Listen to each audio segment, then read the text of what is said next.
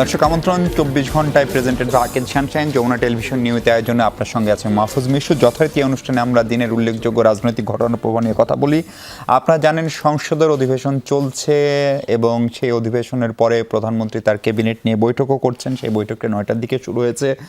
ফলে সরকারের পক্ষ থেকে এক ধরনের দৃশ্যমান নানান তৎপরতা রয়েছে, সংসদে আলোচনায়ও খুবই ভাইব্রেন্ট হচ্ছে, কিন্তু শেষ পর্যন্ত সমস্যার সমাধানের কোনো পথ খুলছে কিনা সেসব নিয়ে আমরা আলোচনা করব। আলোচনার জন্য আমার সঙ্গে আছেন সরকার দলীয় সংসদ সদস্য ফজলে হতা বাবুল এমপি, তিনি জাতীয়তাবাদী কৃষক দলেরও যুগ্ম সাধারণ সম্পাদক।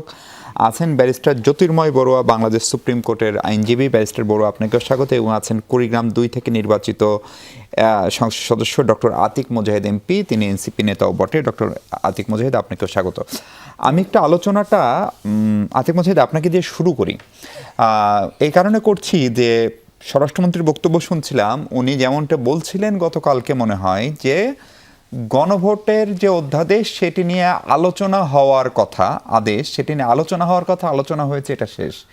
তার মানে কি গণভোট নিয়ে সংসদে যে আলোচনা সেটি শেষ হয়ে গেল, নাকি এটি নিয়ে আর কোনো আলোচনার সুযোগ নেই বলে এই বিরোধী দল শনিবার একটি কর্মসূচিও ঘোষণা করেছে বাইতুল মোকাররমে দুপুরের পরে? জি ধন্যবাদ। ওরা বলে সংসদীয় ভাষায় টকড আউট, যে আপনি মুলতবি প্রস্তাব করলে টকড আউট হয়ে গেলে শেষ। বেসিক্যালি পার্লামেন্টে কিন্তু গণভোট বলেন, জুলাই ইস্যু বলেন, এইটা কিন্তু সরকারি দল থেকে উঠানো হয়নি। আমরা দেখলাম যে বিরোধী দলের পক্ষ থেকে কোনোভাবে 1400 শহীদের যে একটা সেটেলমেন্ট তৈরি করলো, ফ্যাসিবাদী ব্যবস্থার পতন, মানে হাসিনা তন্ত্রের পতন, নতুন সেটেলমেন্টের আকাঙ্ক্ষা নিয়ে যে জিনিসটা হয়েছিল, সেটা একটা ঐক্যমত্য কমিশনে 1200 কোটি টাকা খরচ করে, এবং আমাদের সম্মানিত স্বরাষ্ট্র 1200 কোটি তো 1000 কত দেখলাম, তো সেখানে আমাদের সম্মানিত কি বলে নাকি 102 কোটি, আমার যতটুকু জানা 1200 কোটি, সব প্রসেস মিলায় আর কি। সম্মানিত স্বরাষ্ট্রমন্ত্রী উনি নিজেই এটা লিড দিয়েছিলেন এবং বিএনপির পক্ষে উনি লিড দিয়েছিলেন, বিভিন্ন স্টেটমেন্ট, বেসিক্যালি পুরো ফুল কমিশন তার আন্ডারেই ছিল, বিকজ উনি যেটা ডিসেন্ট দিয়েছেন সেটা একমত না হওয়া পর্যন্ত মানতো না, এরকম বেসিক্যালি ওনার কাছেই ছিল সবাই। না, এটা লিড দিয়েছিলেন আলী রিয়াজ। লিড দিয়েছেন, আমি বলতেছি না, লিড যে কেউ দিতে পারে, কিন্তু মিডিয়েটর ছিল আলী রিয়াজ, মডারেটর, লাইক ডিবেটের মডারেটর থাকে যেরকম আর কি, বিচারক টাইপের। তো ফুল প্রসেসটা হয়েছে, সেটেলমেন্ট হয়েছে, যে ভোটের আদেশ ছিল, অধ্যাদেশ ছিল, আদেশ ছিল যেটা, সেটার ভোটও হয়েছে, গণভোটও হয়েছে। ওনারা ওটা তখন দেখে নাই যে সংবিধানের কোনো সমস্যা হয়েছে কিনা, সাংবিধানিকভাবে এটাকে ইনভ্যালিড কিনা, সেটা কোয়েশ্চেন ছিল না। কিন্তু যখন ভোট শেষ, পার্লামেন্ট বসেছে, এখন ইট ইজ ইললিগাল, এটা কোনোভাবে কনস্টিটিউশনাল না। আমাদের ব্যারিস্টার আন্দালি কোয়াসি কনস্টিটিউশনাল, আবার আমাদের আইনমন্ত্রী নিজেই বলতেছেন এটা একটা প্রতারণার শামিল। Very interesting. আবার হ্যাঁ ভোটে এইটার ব্যাপারে আবার ক্যাম্পেইন করেছি, তো দিস ইজ স্ববিরোধিতার সঙ্গে আগে দিবে, এই জন্য হুদা ভাইরে বলে রাখলাম। ওনারা হচ্ছেন 49% ভোট পেয়েছেন ওনাদের রিপ্রেজেন্টেটিভ ভোটে, আর গণভোটে 69%। সো রিপ্রেজেন্টেশন কোনটা বেশি সেটাও একটা কোশ্চেন। এখন আসি যেটা বাতিল কিনা, কোনোভাবে উঠায় নাই এই আলোচনাটা, কোনোভাবে সরকারি দল আলোচনা উঠায় নাই বলে বিরোধী দলীয় নেতা একদিন দাঁড়িয়েছিলেন পয়েন্ট অফ অর্ডারে, তখন বলেছিল যে আপনি নিয়ম অনুসারে মুলতবি প্রস্তাবে দিয়েন। এরপরে আমাদের স্পিকার সাহেবের স্ত্রী মারা যাওয়ার পরে ডেপুটি স্পিকারের নেতৃত্বে আসার পরে উনি এটা মুলতবি প্রস্তাব গ্রহণ করেন 2 ঘন্টা আলোচনার জন্য। এই আলোচনা ওঠার পরপরই তখন সরকারি দল থেকে এটার ব্যাপার নানা রকমের যুক্তি আর্গুমেন্ট দেখানোর চেষ্টা করছি। ঘুরে ফিরে আমি যেটা বলতে চাই, আপনার সিস্টেমের কারণে আপনি ঘুরে ঘুরে কোন জায়গায় নিয়ে আসতে চান, আপনি নিয়ে আসতে চান জিনিসটার দরকার নাই। আমরা সংবিধানের বাইরেও যাব না এবং জুলাই সনদের বাইরে যাব। That's very interesting statement from our home minister. He is saying that will follow each and every word and semicolons even. এইটা মানবে কারণ এটা কোনো বাইন্ডিংস কিছু না। এবং এখানে লেখা আছে যদি মেজরিটি পান তাহলে এটা আপনি যা ইচ্ছা করতে পারবেন। তারপরে হচ্ছে গিয়ে মেজরিটি, তারপরে নোট অফ ডিসেন্ট আছে। আপনি জুলাই সনদের কথা বলছেন। হ্যাঁ, আমি বলি এইটাতে তো আপনারা তো সই করেন না, একটা বড় সময় সই করেন না, তার কারণটা তো এইটাই। আপনি 14 তারিখে যেটা দেখিয়েছেন, আগে জানতেন এটা নিয়ে? 14 তারিখে যেটা দেয়া হয়েছে, 17 তারিখে এটাকে চেঞ্জ করে বিএনপি 17 তারিখে সাইন করেছে। 17 তারিখে নতুন ভার্সন কিন্তু দিয়েছে, দিয়ে সাইন করে নিয়েছে। কারণ দেখা যাচ্ছে তার মানে হচ্ছে আপনি যে নোট অফ ডিসেন্টও রাখেন, আপনার মনে করেন যে আজকে যে 10টা অধ্যাদেশ বাতিল করা হলো, এগুলো হচ্ছে মেজর চেঞ্জ অফ দ্য, মানে আমরা কনস্টিটিউশন যেগুলো রিফর্ম মেইন বুঝাচ্ছি আমরা, সেগুলোকে বাতিল করছে বিকজ অফ এই যে একটা ছোটো নোট দিয়েছে। এবং গণভোটটাকে ইললিগাল প্রমাণ করলে, মানুষের জনরাইটে ইললিগাল প্রমাণ করতে পারলে he is okay for everything he can do. এর মানে হচ্ছে এক্সিকিউটিভ পাওয়ার দিয়ে এভরিথিং করতে পারবেন। So that is the problem. এটা কোনোভাবে ওনার আলোচনা হোক সেটা চায় নাই, এবং শুধু তাই নয়, ওনারা সরকারি দলীয়ভাবে মুলতবি প্রস্তাব নিয়েছেন জয়নুল আবেদিন সাহেবের মাধ্যমে। তো সেই কারণে আপনারা রাজপথে যাচ্ছেন। রাজপথে কি কোনোভাবে জনরায়কে মানে মানুষের যে আকাঙ্ক্ষা ছিল একটা রিফর্ম হবে, নট অ্যামেন্ডমেন্ট, রিফর্ম, এবং সেই রিফর্মটা কেন এটা জানানো দরকার। আমরা দলীয়করণ থেকে বাংলাদেশকে এটা নিয়ে আলাদা করে কথা বলবো। এমপি সাহেব, আমি একটু ব্যারিস্টার বড়ুয়া আপনার কাছে এই ইস্যুটা নিয়ে আসতে চাই যে গণভোটের এটা যদি বাতিল হয়ে যায় সংসদে আলোচনা থেকে, তাহলে কি কি ক্ষতি হবে এই রাষ্ট্রের, এবং সেটি জুলাই গণ অভ্যুত্থান যেটাকে আমরা বলি ওই সময় আন্দোলন, 1400+ মানুষের মৃত্যু, তার সঙ্গে প্রতারণার সামিল, সেটা জামাত, এনসিপি বা বিরোধী দলের পক্ষ থেকে বলছে, অপরপক্ষে বিএনপি বলছে এটা হচ্ছে এক ধরনের প্রতারণা। ফ্যাক্টটা আসলে কি? আমরা জানি যে এমপি সাহেবরা তাদের একটা বাইন্ডিংসের ভেতর থেকেই কথা বলেন, 2 এমপি নিশ্চয়ই বলবেন, ফলে আপনি একটা নির্মোহ কোনো বিশ্লেষণ করবেন কিনা? দেখুন, এই আলাপটা তো এখন সবচাইতে বেশি আলোচিত একটা বিষয় সারা দেশের জন্য, এবং মজার ব্যাপার হচ্ছে আমরা একটা কোড অফ কন্ডাক্ট আমাদেরকে মেনে চলতে হয় পেশাজীবী হিসেবে। আদালতে যখন মামলা চলে সেটা নিয়ে দেখবেন যে পাবলিক ডিবেটের সুযোগ খুব কম থাকে। আমরা সাবজুডিস ম্যাটার বলে সেটাকে এড়িয়ে চলার চেষ্টা করি, এবং যাতে কোর্ট যাতে প্রভাবিত না হয়।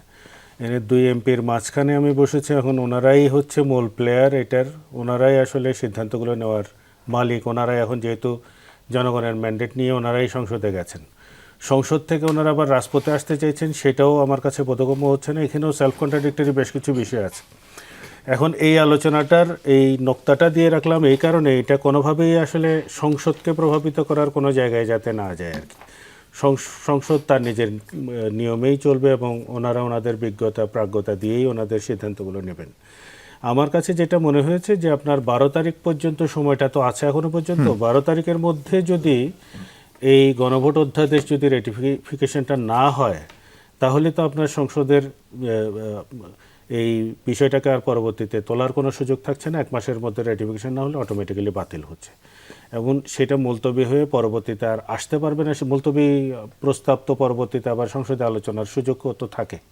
মুলতবি প্রস্তাবের উপর আলোচনা তো গতকালকেও হয়েছে, এবং আজকেও সেই মুলতবি প্রস্তাব নিয়ে নানান ধরনের বিতর্ক, গতকালকে ওয়ার্কআউট করলেন, আজকে আবার সেটা নিয়ে তো আলাপ আলোচনাও হয়েছে। ফলে সেই সুযোগটা যে একেবারে চলে গেছে সেটাও বলা মুশকিল। সেটা সংসদীয় পদ্ধতির মধ্যেই তারা সেই প্রস্তাবগুলো হয়তো তোলার হয়তো সুযোগ আছে। কিন্তু আমি যে জায়গাটায় বোঝার চেষ্টা করছি যে আইনগতভাবে আপনার গণভোটের অধ্যাদেশ যদি এখন বাতিল হয়ে যায়, তাহলে তার ইম্প্যাক্টটা আসলে কি? গণভোটটা একটা হয়েছে, গণভোটের হওয়ার পেছনে আপনার যে সমস্ত যুক্তিগুলো ছিল সে সময়, এখন বিএনপি এটাকে যদি কৌশল হিসেবে নিয়ে থাকে যে একটা রাজনৈতিক প্রেক্ষাপট সেই সময় বিরাজ করছিল, ইলেকশনের 2 দিন আগ পর্যন্ত হচ্ছে আলাপ আলোচনা ছিল যে আদৌ ইলেকশনটা হচ্ছে কিনা, ফলে এক ধরনের অনিশ্চয়তাটাকে টেনে আসলে অন্তর্বর্তীকালীন সরকারের যে দুর্বলতাগুলো বা আসলে সরকার পরিচালনার ক্ষেত্রে তারা পারসিস্টেন্টলি যেভাবে ফেলিওর হচ্ছিলেন, সেই জায়গাটা থেকে একটা নির্বাচিত সরকার আসলে প্রত্যেকের কাছেই ধারণা ছিল যে অন্তত জনগণ হাঁপ ছেড়ে বাঁচবে, অনেক কিছু অব্যবস্থাপনা অনিয়ম থেকে হয়তো দেশের মানুষ মুক্তি পাবে। সেটা তো আসলে সত্যিকার অর্থেই তাই তো হচ্ছে। আমাদের জনগণের আশঙ্কা কিন্তু তাই।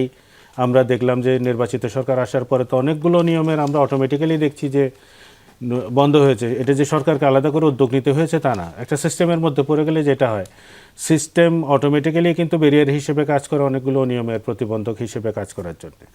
ফলে আপনার একটা কৌশল হিসেবেও যদি বিএনপি রাজি হয়ে থাকে, এবং সাবসিকুয়েন্টলি এখন যে প্রশ্নটা মাননীয় সংসদ সদস্য বললেন জনাব আতিক মুজাহিদ, যেটা বললেন যে ওনারা প্রথমে এটার কোনো রকমের বিরোধিতা করেননি গণভোটের অধ্যাদেশ নিয়ে, পরবর্তীতে এখন বলছেন যে এটা প্রতারণার সামিল, এবং এর সাথে যেটা হয়েছে গণভোট অধ্যাদেশ এবং আপনার রাষ্ট্রপতির আদেশ দুটো কিন্তু ভিন্ন জায়গা।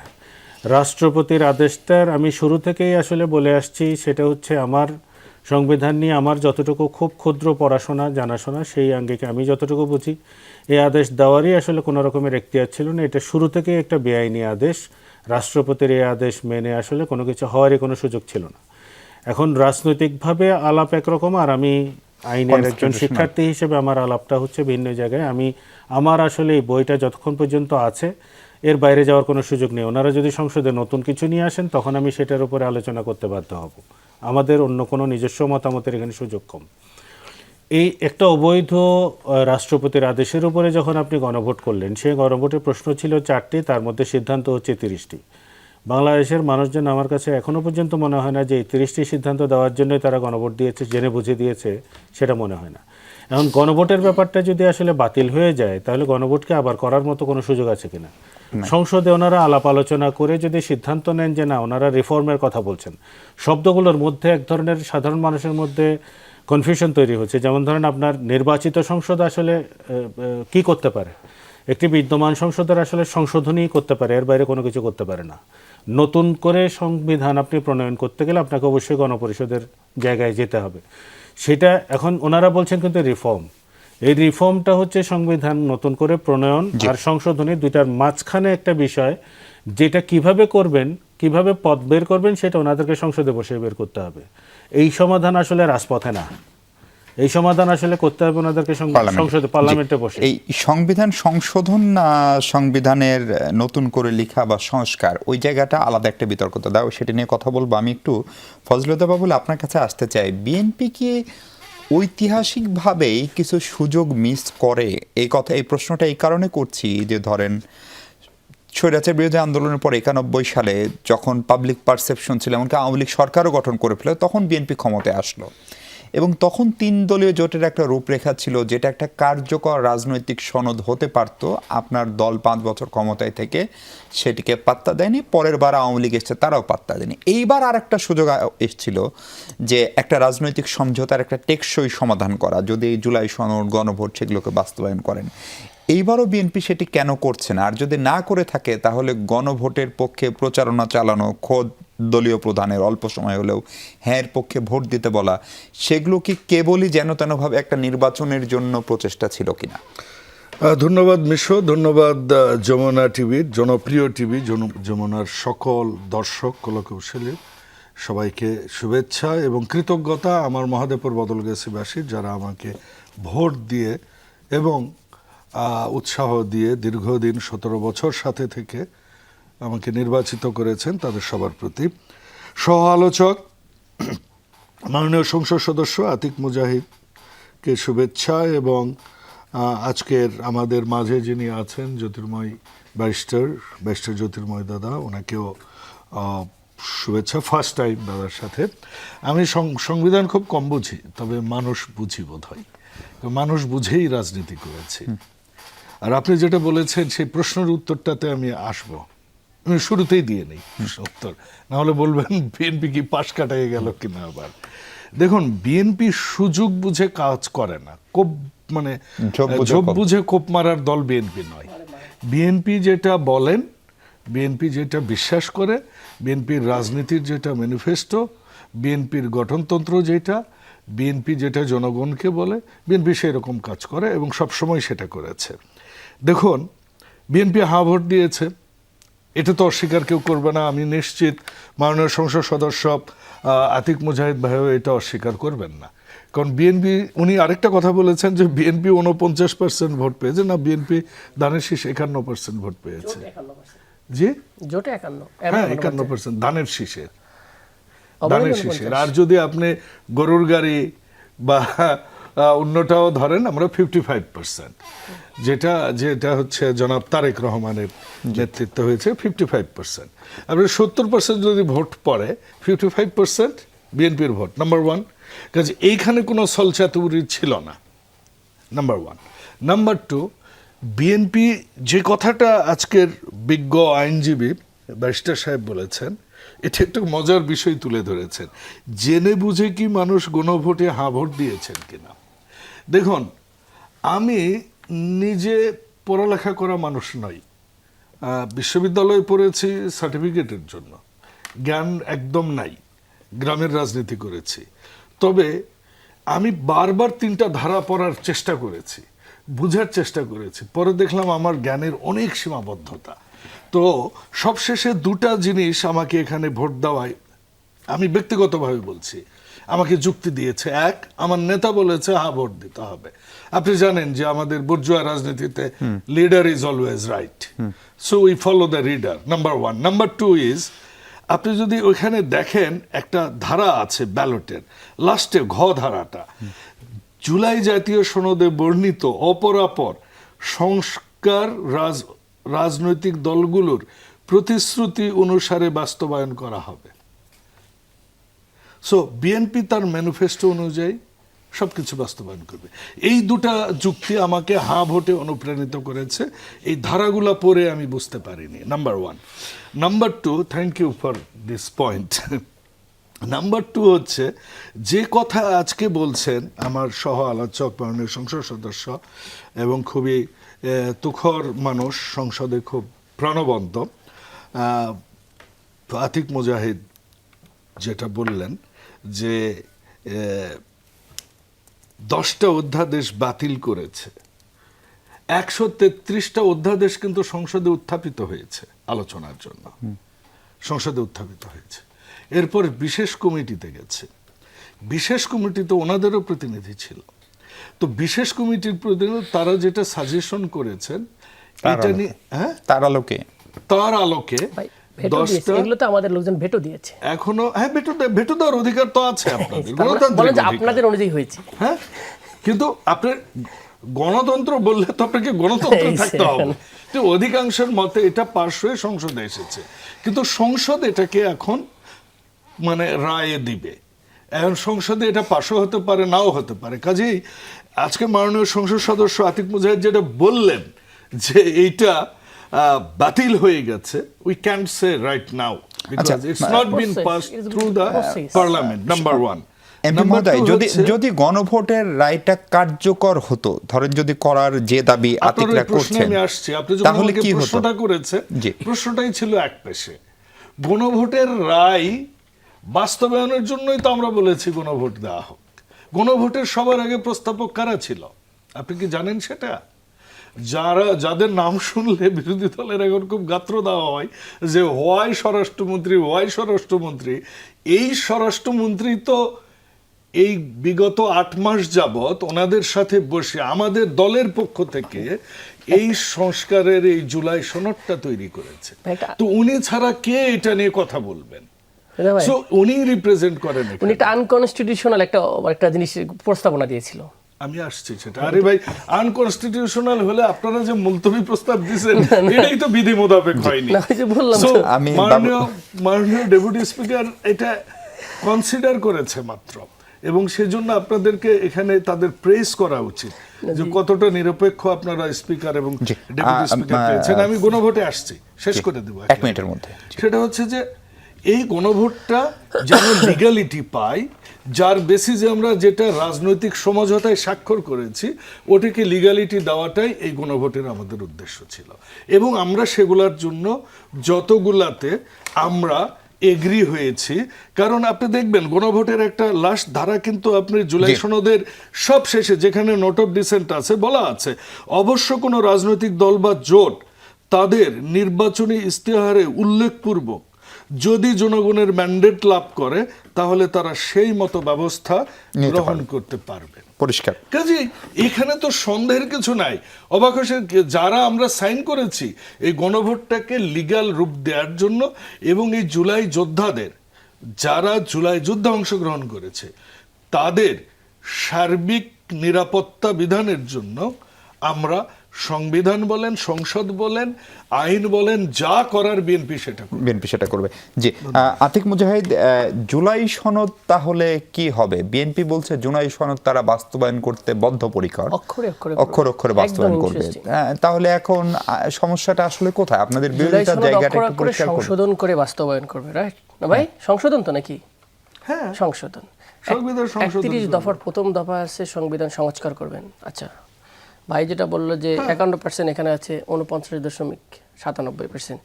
ভাই সেটা আমি বলি, আমি জাস্ট বললাম দেখানোর জন্য। না, এটা আমি বলেছি, আমি আবার ক্লারিফাই করেছি আমাদের জোট সহ।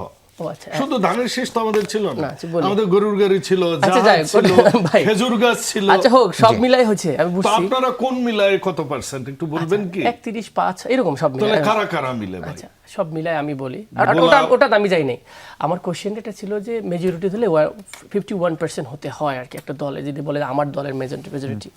আচ্ছা, যেটা হলো আমরা যেখানে আলোচনা ছিলাম জুলাই সনদের আসলে সর্বশেষ ইস্যুটা কি, আমার কোশ্চেনটা হলো জুলাই সনদ কিসের জন্য হয়েছে, কেন হয়েছে, এবং কেন রিফর্ম দরকার হয়েছে, দ্যাটস দ্য ইস্যুস। হাসিনা পতন ইজ নট একটা হাসিনার গেছে শাসন পতন, হাসিনা যে সিস্টেমটা সে কনস্টিটিউশনালি জায়েজ করার জন্য সেই ফেসিবাদী কিছু স্ট্রাকচার ডেভেলপ করেছে, কিছু আইন তৈরি করে, সংবিধানে কিছু চেঞ্জ নিয়ে এসেছে, যেগুলো রাষ্ট্রের ইনস্টিটিউশনের ধ্বংস করার ক্ষেত্রে কাজ করা হয়েছে এবং দলীয়করণ করা। রাষ্ট্রীয় ইনস্টিটিউশন মানে কি? এগুলোকে দলীয়করণ করে এটাকে ফাংশনেবল করবে না। এটা আমি প্রায় বলে দিই, গতদিনও বলছি, স্টেট অ্যান্ড গভর্নমেন্টের একটা ডিফারেন্স আছে। স্টেট কিছু ইনস্টিটিউশনের সমষ্টি, আর গভর্নমেন্ট হচ্ছে সেই ইনস্টিটিউশনগুলো চালানোর জন্য এক্সিকিউটিভ পাওয়ার পায়। যে কোনো গভর্নমেন্ট চেঞ্জ হতে পারে, এবং সেই গভর্নমেন্ট কিসের ভিত্তিতে এগুলো পাওয়ার এক্সারসাইজ করবে? যে কনস্টিটিউশনস। সেই কনস্টিটিউশন যদি রং জায়গায় থাকে, তাহলে গভর্নমেন্ট ইচ্ছা মতো তার ইচ্ছা মতো রং কাজ করবে। আমি বুঝতে পারছেন? এখন আপনি এখন কি বিচার পাইতেছেন না, বলতেছেন টাকা ছাড়া কাজ হয় না, কেন? তার বিচারপতি নিয়োগে সমস্যা করছেন আপনি, কিন্তু এটা আপনি মানতে নারাজ। তার মানে যে মেজর রিফর্মের কথাগুলো বলা হইলো ভাই, সেইগুলো আপনি লাইনে আসেন, এগুলা আসলে দরকার কিনা বাংলাদেশের? First question. কিন্তু ধরেন আমার কথা আসেন ভাই, ফজলে হুদা বাবুলরা তো তাদের একটা নির্বাচনী ইশতেহার দিয়ে জনগণের কাছে গিয়ে ভোট চেয়ে তার বিপরীতে তারা ভোট পেয়েছে, ফলে সেইটা তারা, আপনি তো সেম জিনিসও, তাহলে একই জিনিস তো গণভোটেও তো 69% একটা এজেন্ডা নিয়ে গেছে। উনি যেটা বলতেছেন যে গণভোটের কিন্তু ডিসেন্ট সহকারে দেয়নি। ওনাদের কোশ্চেনটা কেন গণভোট মানতেছে না? কারণ গণভোটের ডিসেন্ট ছিল না, আর ওনারা যেটা সাইন করেছে সেটাতে ডিসেন্ট দেওয়া আছে, এবং ওই যে মেজরিটির একটা নোট দেওয়া আছে যেটা ওনারা লিখে দিয়েছেন এটার ভিতরে। আমরা তো এটার জন্য সাইন করি না, এখানে কি জন্য ডিসেন্ট থাকবে? নোটটা ডিসেন্ট থাকলে আলোচনা আমি বলি তার মানে ওনাদেরটাই মানতে হবে, জনগণ যেটা আছে সেটা মানতেছি না। আর একটা মেজর ইস্যু, আপনি যদি এটা ক্লিয়ারলি আন্ডারস্ট্যান্ড করেন যে বিষয়গুলো প্রপোজ করা হলো, BNP what ever manifesto is, আপনি অ্যাজ এ ভোট যখন হা ভোট দিয়েছেন, আপনি কিন্তু বুঝে দিয়েছেন, কিন্তু আপনাকে কোশ্চেন করতেছে আপনি হা ভোট কি বুঝে দিয়েছেন? এটা আপনার পার্সোনাল রাইটসকে অপমান করা শামিল। কারণ আপনি এটা কখনো কোশ্চেন করতে পারেন আমি বুঝে দিয়েছি না বুঝে দিয়েছি। আপনি ক্যাম্পেইন করেছেন, আমি আপনি না ক্যাম্পেইন করতে পারতেন, তাহলে আপনি হা ক্যাম্পেইন করেছেন, বুঝে করেছেন, এবং আমি বলি সেটা বুঝছেন, তখন আপনার ইলিগাল ছিল না, এখন ইলিগাল হয়েছে। এটা সব মিলায় একটা বিষয়টা হচ্ছে, আমি যেভাবে চাই সেভাবেই রাষ্ট্র সিস্টেম চলবে। যারা মানে কি, আমি মেজরিটি, আমার মেজরিটি অনুযায়ী আমি পার্লামেন্টে আমি বিচারক নিয়োগ দেবো ইচ্ছা মতো, প্রসেস বাদে। আমার তত্ত্বাবধায়ক সরকার রিইনস্টল হয়েছে, আমি ইচ্ছা মতো লাস্ট বিচারপতিকে আমি দিব, আমার দলীয় মানসিকতার লোক দিব।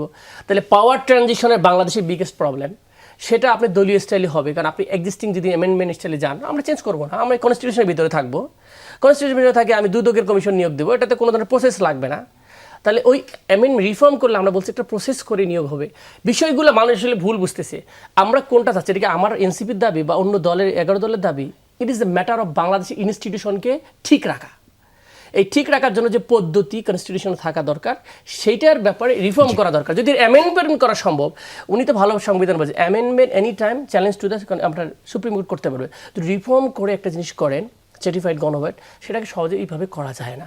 That was the issue. Otherwise কোনো ইস্যুই ছিল না যে অ্যামেন্ডমেন্ট সবাই মিলে বসে অ্যামেন্ডমেন্ট করে দিলাম রাষ্ট্রের এগুলো চেঞ্জগুলো। সো ফান্ডামেন্টাল বিষয়গুলো চেঞ্জ করতেছেন আপনি। উনি বলে খুবই সংবিধান মানে, তো ভাই এখন যে আল্লাহর উপর আস্থা ও পূর্ণ বিশ্বাস লেখা আছে, এটা কি অ্যামেন্ডমেন্ট করে দিয়েছেন না রিফর্ম করে অলরেডি লাগাই ফেলছেন? তো সংবিধান কনস্টিটিউশন কিন্তু আমাদেরকে চেঞ্জ হয়নি। আর আপনি বলবেন যে 15তম সংশোধনী বাতিলের রাস্তায় আছে, এই জন্য আমরা লাগাইছি, এটা কোনো সিস্টেম না। তার আপনি উইদাউট কনসার্ন লাগাই ফেলছেন অলরেডি।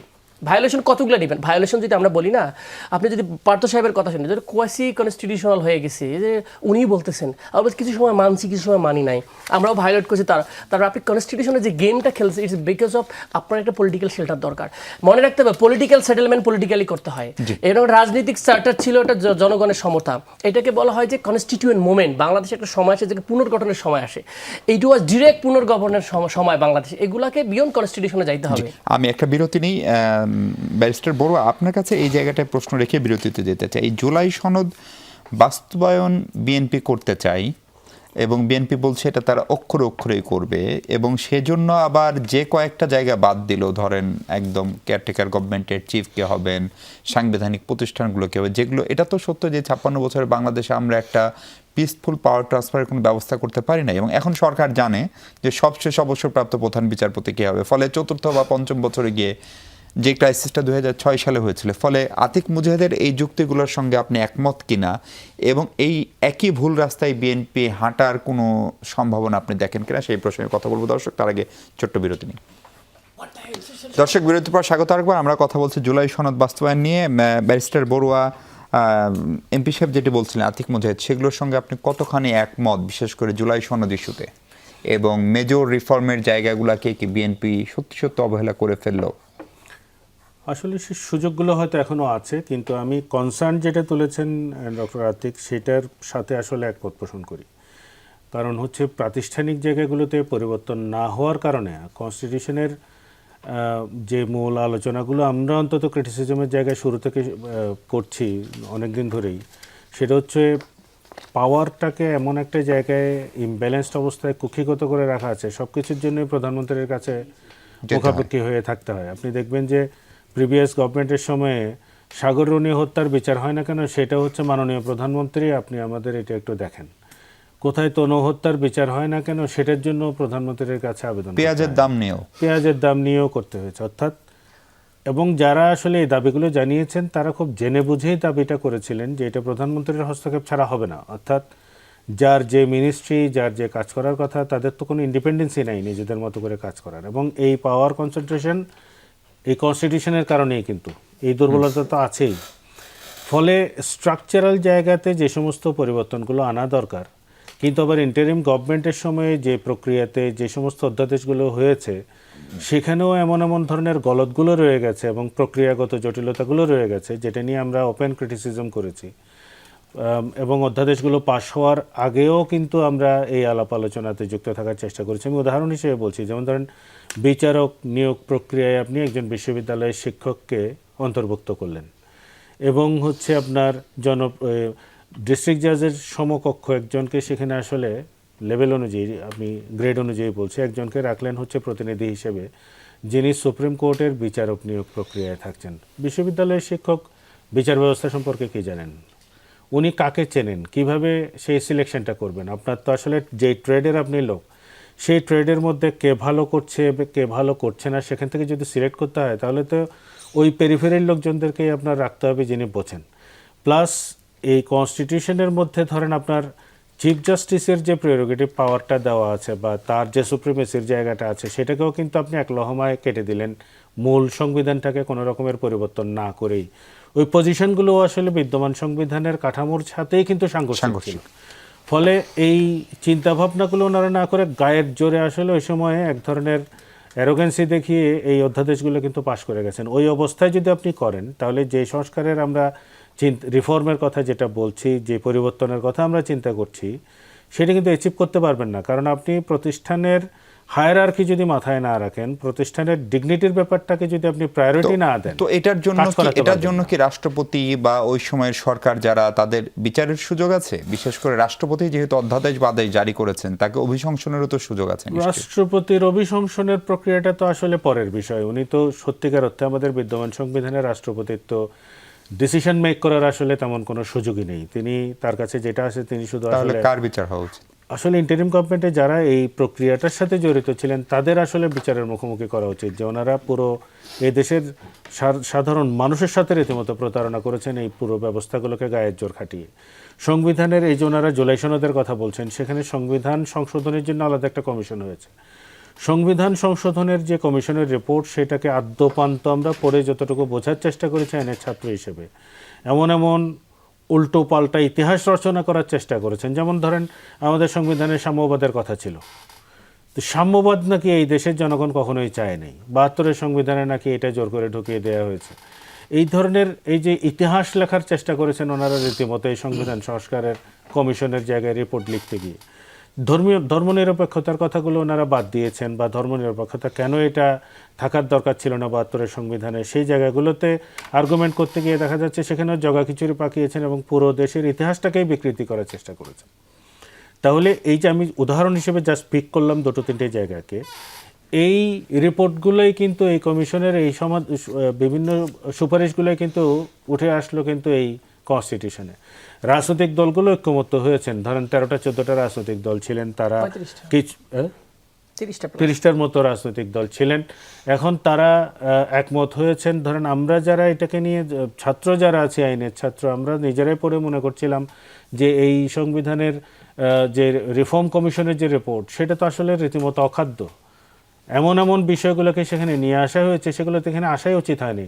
সেটাই তো আবার জুলাই সনদের মধ্যে ইনক্লুড হয়ে গেল। আমার তো এখনো আপত্তি আছে ওখানে অনেক কিছু নিয়ে। আমার আপত্তিটা কিন্তু জানানোর কোনো জায়গা থাকলো না। নাগরিক হিসেবে। নাগরিক হিসেবে একদম পরিষ্কার। ফজলতা বাবুল, সেক্ষেত্রে সংবিধান সংশোধন করতে বিএনপির আপত্তি নাই, যদিও বিএনপির রাজনৈতিক অঙ্গীকারে কি সংবিধান সংস্কারের কথা বলা ছিল, অথবা সংস্কারে প্রয়াত বেগম খালেদা জিয়া, সাবেক প্রধানমন্ত্রী, কিংবা তারেক রহমান, আপনাদের দলীয় বক্তব্য বিভিন্ন সময়ে, সেইখানে কি আপনারা সংশোধনী ছুঁড়ে ফেলার কথা বলেছেন, নাকি বর্তমান সংবিধানকে বাতিল করার কথা বলেছিলেন? ধন্যবাদ। আমরা বরাবর একটা কথা বলেছি, যেটা বললেন যে 31 দফার কথা যেটা বললেন, কোথায় পেয়েছেন জানি না, আমার কাছেও আছে। রাষ্ট্র কাঠামো মেরামতের 31 দফা, সংবিধান সংস্কারের 31 ভাই, দফা। জনগণের গণতান্ত্রিক অধিকার পুনঃপ্রতিষ্ঠার লক্ষ্যে সংবিধান সংস্কার কমিশন গঠন 1 নম্বর দফা। হ্যাঁ, অবশ্যই তো সংস্কারে তো তো আছে। হয়েছে, তো কমিটি সংস্কারে গঠন তো- হলো তো, সংস্কার তো ভাই, এটা শব্দটা এই তো তো সংবিধান সংশোধন না, কমিটি গঠন হলো তো সংসদে। সংশোধন হলো। কমিটি ভাই। এটা হচ্ছে রাষ্ট্র কাঠামো মেরামতের 31 দফা, নাম্বার 1। নাম্বার 2 হচ্ছে, আমরা কোনোদিনও কোথাও বলিনি যে আমরা সংবিধান সংস্কার করব। সংবিধান রিফর্ম কখন হয়? যখন আপনি সংবিধানকে আপহোল্ড না করেন, যখন একটা বিপ্লবী সরকার হয়। দেখুন, এই পুরোটাই হচ্ছে কি স্ববিরোধিতা। স্ববিরোধিতা কিরকম আমি বলি আপনাকে। আপনি সংবিধান মানবেন না, আবার আপনি প্রেসিডেন্টের কাছে যে 106-এর অধীনে আর্টিকেল 106 সংবিধানের এর অধীনে যে আমরা ইন্টারিম গভর্নমেন্ট করলাম, তার প্রেসিডেন্টের কাছে যে আপনি শপথ নিলেন, আপনি ক্ষমতার অংশীদার হলেন, আপনি বলছেন যে আপনি রাষ্ট্রপতিকে মানবেন না, আর রাষ্ট্রপতির ভাষণ শুনবেন না, রাষ্ট্রপতির ভাষণ শুরুর সময় আপনারা হট্টগোল করবেন, শুরুর দিনেই করে অসংশোধনীয় বডি ল্যাঙ্গুয়েজ দেখায় আপনি বের হয়ে যাবেন। আবার কি এই আপনিই আবার বললেন সংসদ শুরুর আগে রাষ্ট্রপতির ভাষণের উপর ওনাদের 50 ঘন্টা দরকার। ভাই, এই যে 52 ঘন্টা মনে হয়। 52 ঘন্টা 45 ঘন্টা দরকার। প্রস্তাবনা ওনারা দিয়েছেন, এটা- সবাই যেন কথা বলতে পারে, তাই এডিশনাল করা হয়েছে। ভাই, প্রস্তাবনা ওনাদেরই মানে প্রথম, ওনারা ওনারাই এতটাই জানেন, এবং interest মনে হচ্ছে চাপাই দিচ্ছে। রাষ্ট্রপতির ভাষণ, জানে, হ্যাঁ। তারপর কি রাষ্ট্রপতির ভাষণের উপর বক্তব্য যখন শুরু হলো, বিরোধী দল থেকে দেখলাম এত উসখুস যে এটা ইমিডিয়েটলি বন্ধ করে কিছু একটা করতে হবে। এই যে একটা স্ববিরোধিতার সমস্যা, তারপর কি ওনারা ওয়াকআউট করলেন। করার পর এসে যখন সংবিধান সংশোধনের কথা আমাদের ট্রেজারি বেঞ্চ থেকে বলা হলো, তারপর ওনারা প্রস্তাব দিলেন কি যে 50-50 সদস্য নিতে হবে। এই যে সংশোধন কমিটি যেটা হবে, সংস্কার। এটা 50-50, ট্রেজারি বেঞ্চ থেকেও 50 এবং বিরোধী দল থেকে 50। এটা কোন ডেমোক্রেসি রে ভাই? এটা হচ্ছে কি যে এই মায়া কান্নার তো কোনো মানে হয় না যে 219 ভার্সাস 72 যদি 72 হয় সমান সমান, তাহলে তো এখানে গণতন্ত্র দরকার হয় না। ভারতের সংসদে ভারতের তৎকালীন প্রেসিডেন্ট রাষ্ট্রপতি জনাব মুখার্জি সাহেব, কি নাম? প্রণব মুখার্জি। প্রণব মুখার্জি জি, উনি বললেন ডেমোক্রেসি মিনস নাম্বার। আপনি নাম্বারে হেরে গেছেন, so you accept the reality and you contribute to the country. Now you go for the. আমরা তো দেখুন, আবার ওই গণভোটের কথায় যদি আসি, রাষ্ট্রপতি কি কোন আইনে আদেশ দিতে পারে? আপনি যখন সংবিধানটা আপহোল্ড করলেন, আমাদের স্বরাষ্ট্রমন্ত্রী কিন্তু সংসদে ওপেনলি বলেছেন যে রাষ্ট্রপতি আমি যখন জিজ্ঞেস করলাম আপনি আদেশ কোন আইনে দিলেন, উনি বলেন বাধ্য হয়ে দিয়েছে। আমি তো বাধ্য হয়ে দিচ্ছি। আরে ভাই, সে তো মানুষ, হিউম্যান বিং, মরবে নাকি? সে দিয়েছে সে উনি। এখন আমাদের কি কাজ? আমাদের ছিল কি, আমাদের কথা ছিল কি? আমরা যেটা জুলাই সনদ এত দিন ধরে, যেটা আমার মাননীয় সংসদ সদস্য বললেন এখানে, আতিক মুজাহিদ ভাই, যে 1200 কোটি টাকা খরচ করে 30টা রাজনৈতিক দল মিলে একটা রাজনৈতিক সমঝোতা করেছে।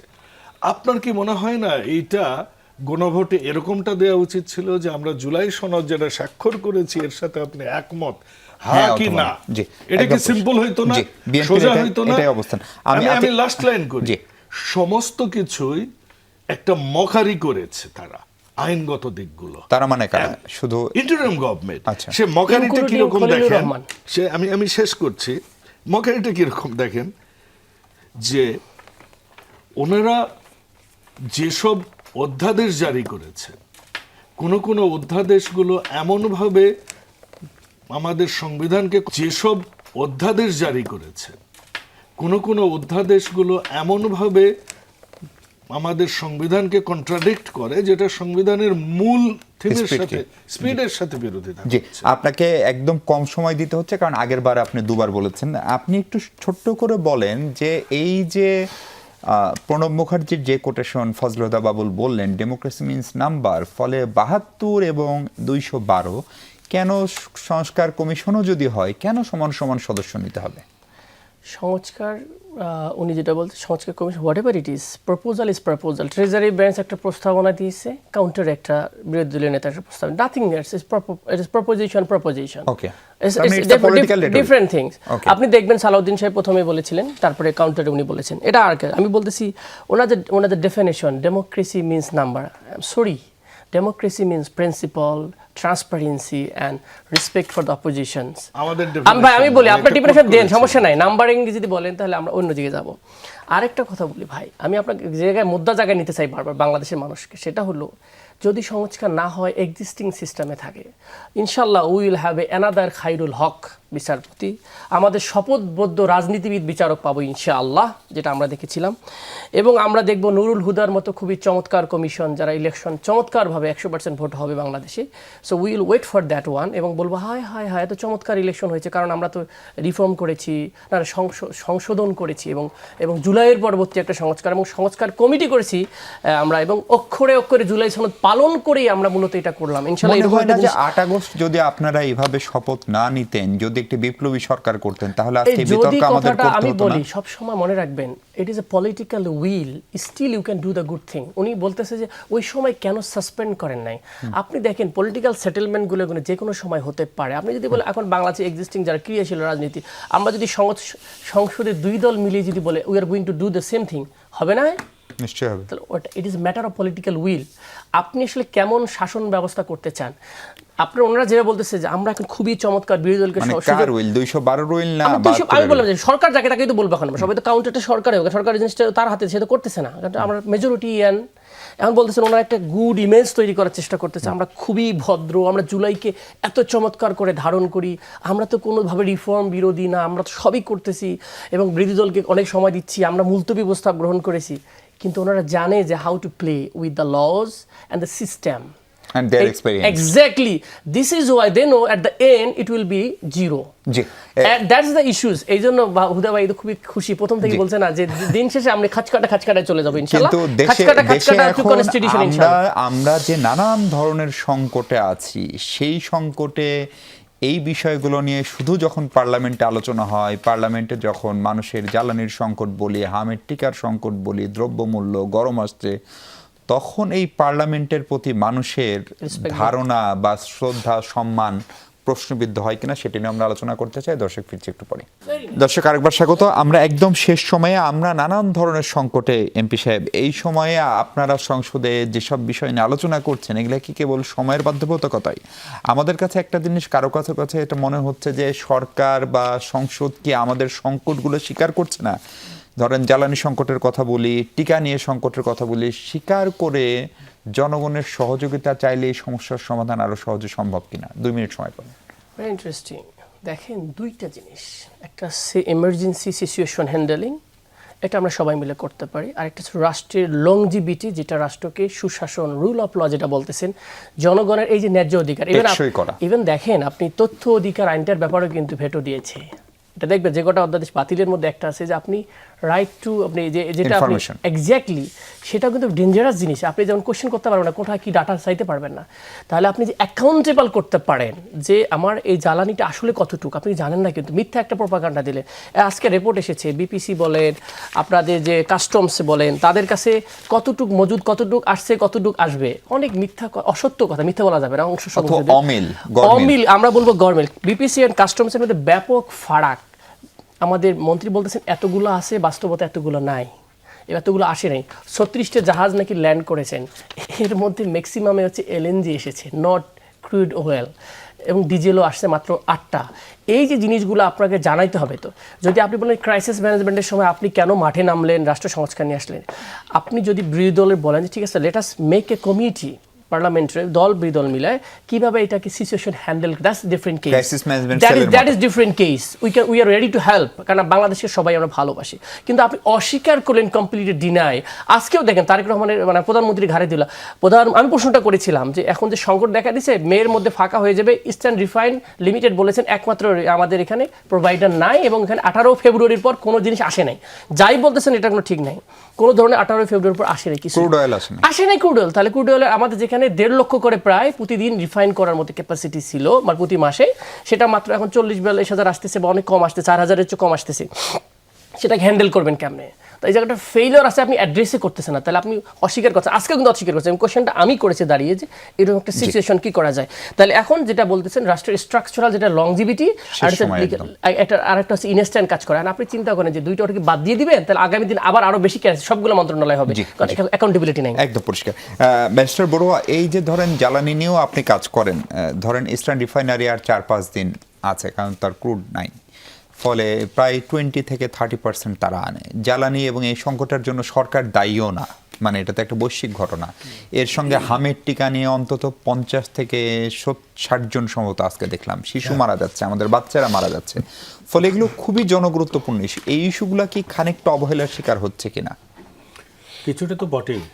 প্রায়োরিটি আসলে আমি বলতে চাচ্ছি না যে গভর্নমেন্ট প্রায়োরিটি দিচ্ছে না, কিন্তু সংসদের আলোচনাগুলো যে আঙ্গিকে যেখানে যাচ্ছে, আমরা অধিকাংশ ক্ষেত্রে আসলে মোমেন্টামের কথা বলছিলেন মাননীয় সংসদ সদস্য।